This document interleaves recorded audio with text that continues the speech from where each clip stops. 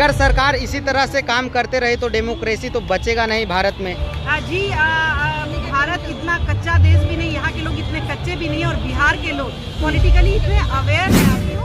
पिछले अभी पत्रकार से बात हुई है कि पहले भी कांग्रेस के समय में जब होती थी ऐसी घटनाएं, और आरजेडी के समय भी बैलेट पेपर हुआ है, उनके साथ रीग हुआ है वोट, लेकिन वो छिटपुट ही जगह पे कोई भी पार्टी के भी लोग हो। जैसे मैं भी स्कूल शिक्षिका हूँ पहले, लेकिन मैं भी एक अवेयर नागरिक के रूप में यहाँ आई, तो मैं भी एक उदाहरण हूँ। तो सारे विकसित देशों में रखा जाता है, और सारे विकसित देश जो है इलेक्ट्रॉनिक जो वोटिंग मशीन को छोड़ करके बैलेट पेपर पे आ रहे हैं, वो विकसित देश है। आप समझिए इस बात को। तो विकसित देश जब छोड़ रहे हैं तो कुछ कारण तो नहीं होगा। आप देखिए कि 3-4 नेता जिनका उदाहरण है पटना में, जनता कैसे उनको दौड़ा दौड़ा करके पीटा गया, उनको जिस तरीके से बुली कर रही है जनता। तो ये ट्रेंड बहुत अच्छा नहीं है, खतरनाक ट्रेंड है, और डेमोक्रेसी के लिए चिंता बोल रहे हैं। अगर इलेक्ट्रॉनिक डेटा मुझे मिल जाए 21वीं सदी में तो सरकार को कबाड़ फेंकेंगे। इस पे आपका क्या राय है? बिल्कुल युवा नेत्री है, आप अपना पहले परिचय दीजिएगा और अपने बारे में बताइएगा। मेरा नाम शैली टीनू है। हाँ। मैं 8-9 महीने से कांग्रेस से जुड़ी हूँ और स्कूल शिक्षिका भी हूँ। जी। बिहार में वोट यात्रा को लेकर तेजस्वी यादव, राहुल गांधी जी दिन रात मेहनत कर रहे हैं। क्या इनको सफलता मिलेगी? क्या संविधान इनको न्याय दे पाएगी?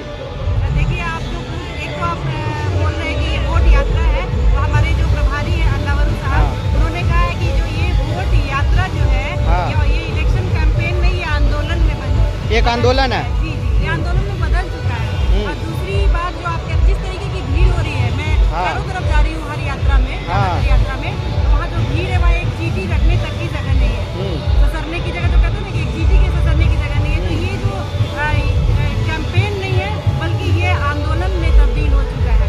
और दूसरी बात जो आप बोली, क्या सफल होंगे? सफल होंगे नहीं, सफल हो गए हैं। ये भीड़ से अंदाजा लगाया जा सकता है, क्योंकि ये भीड़ कोई जुटाई गई भीड़ नहीं है, ये बिल्कुल नेचुरल तरीके से ऑर्गेनिक भीड़ है। अपने आप लोग आ रहे हैं, और लाखों की संख्या में भीड़ हो रही है। बरसात में लोग खड़े हैं, धूप में लोग खड़े हैं, और रात में खड़े हैं, लाइट काट देने के बावजूद लोग खड़े हैं। तो ये सफल हो गया है, होगा नहीं। और जो मैं राहुल गांधी जी का बोलना है कि ये जो लड़ाई जो है सिर्फ बीजेपी से नहीं है, सत्ता पक्ष से नहीं है, ये जो मशीनरी है चुनाव का, वो फेल किया है। और ये बहुत बड़ी चिंता की बात है कि वो कुछ भी, बार बार मैं बोल रही हूँ हर यात्रा में जहाँ मैं जा रही हूँ, कि बहुत चिंता की बात ये कि मशीनरी जो फेल किया है, वो एक पार्टियां आए, पार्टियां जाए, कोई भी नेता बने, वो सब होते रहता है एक लोकतांत्रिक देश में, लेकिन जो चुनाव आयोग है, जो तंत्र है, वो फेल नहीं करना चाहिए, वो फेल किया है। और इसमें सवाल ज्ञानेश जी से, चुनाव आयोग से है। और दूसरा, जो राहुल जी, ये देशभक्ति का काम है, देश प्रेम का काम है, कि वो ये कर रहे हैं कि भाई जो भी ब्यूरोक्रेट्स हैं, वो जो है वो कॉम्प्रोमाइज नहीं हो, तो उनकी न्यूट्रलिटी बनी रहे। क्योंकि कोई भी पार्टी आएगी, मान लीजिए हमारी पार्टी भी आती है, तो लालच किसी को भी आ सकता है। और इसीलिए कमिटेड ब्यूरोक्रेसी की जरूरत नहीं है कि कमिटेड रहे, वफादार ब्यूरोक्रेसी की जरूरत नहीं है। ऐसे ब्यूरोक्रेसी की जरूरत है जिसकी दिशा में राहुल गांधी जी उसी दिशा के लिए बोल रहे हैं कि हम सबके लिए बात करें, पूरे देश के लिए बात कर रहे हैं, कि कमिटेड ब्यूरोक्रेसी नहीं रहे, कि वफादारी रहे उसकी सरकार की तरफ से, वो एक स्वतंत्र सत्ता की तरह रहे। और ज्ञानेश जी से सवाल है कि आपने जो है इस आयोग को कलंकित करने का काम किया है, और पूरी दुनिया में हमारा नाम हंसाया है।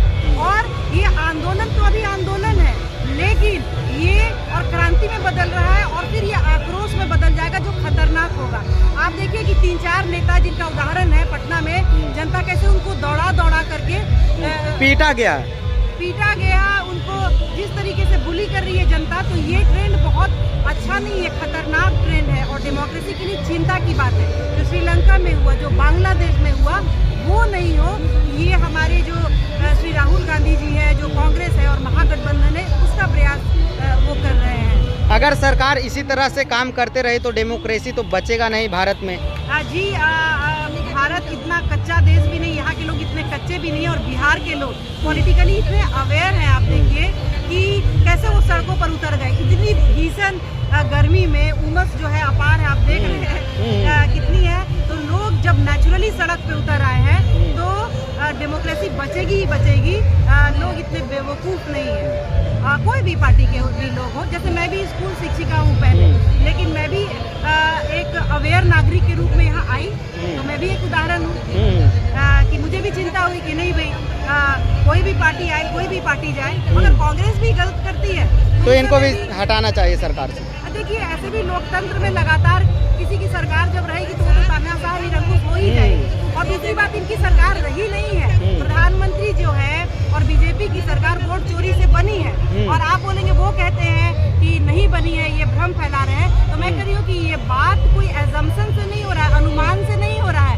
उन्होंने कर्नाटक के राहुल गांधी जी ने अपनी टीम के द्वारा कर्नाटक के जो महादेवपुरा जो कंस्टिट्यूएंसी है उसका एक छोटा सा सेगमेंट का स्टडी करवाया, और उस स्टडी को ला करके पब्लिक डोमेन में रख दिया कि भाई ये स्टडी। राहुल गांधी जी बोल रहे हैं अगर इलेक्ट्रॉनिक डेटा मुझे मिल जाए 21वीं सदी में तो सरकार को कबाड़ फेंकेंगे। इस पे आपका क्या राय है? बिल्कुल सही बोल रहे हैं, क्योंकि इलेक्ट्रॉनिक जो डाटा है वो तो बस 15 मिनट 20 मिनट का मसला है, 1 मिनट में हो जाएगा, ये चुनाव आयोग को पता है।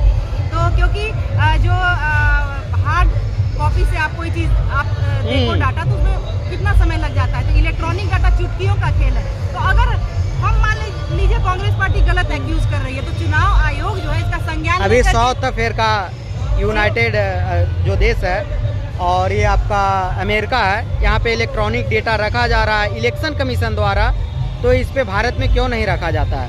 हाँ, मैं कह रही हूँ कि सारे विकसित देशों में रखा जाता है, और सारे विकसित देश जो है इलेक्ट्रॉनिक जो वोटिंग मशीन को छोड़ करके बैलेट पेपर पे आ रहे हैं, वो विकसित देश है। आप समझिए इस बात को। तो विकसित देश जब छोड़ रहे हैं तो कुछ कारण तो है छोड़ने का, है ना? क्योंकि उसमें जो है पूरा का पूरा सिस्टम एक साथ हैक हो सकता है। बैलेट पेपर में पहले भी होता था, मैं ये नहीं कह रही हूँ। पिछले अभी पत्रकार से बात हुई है कि पहले भी कांग्रेस के समय में जब होती थी ऐसी घटनाएं, और आरजेडी के समय भी बैलेट पेपर हुआ है, उनके साथ रीग हुआ है वोट, लेकिन वो छिटपुट ही जगह पे होगा ना, पूरा एक साथ तो हैक नहीं होगा। और इलेक्शन कमीशन जो है उसका संज्ञान लेता रहा है, जो उसका काम है संज्ञान लेना, और उसको एड्रेस करता रहा है। लेकिन इस बार क्या है कि जो इलेक्शन कमीशन जिसको संज्ञान लेना चाहिए, ज्ञानेश बाबू जिनको ये ज्ञान लेना चाहिए, संज्ञान लेना चाहिए। कई लोग तो ज्ञानेश्वर को बोल रहे हैं इसमें ज्ञान है ही नहीं, ये अशिक्षित व्यक्ति है। ये बतिया न कही थी जी, हम नीतीश बाबू उनकर हम नकल करई, तो हम कह रहे हैं ना कि जो ज्ञानेश बाबू हैं उनमें ज्ञान नाम का जो है चीज नहीं है। नीतीश कुमार आए दिन महिलाओं पे टिप्पणी करते रहते हैं, इस पे आपका क्या राय है? अरे महिलाओं को तो हम बहुत मानते थे, हम जरा भुला जा रहे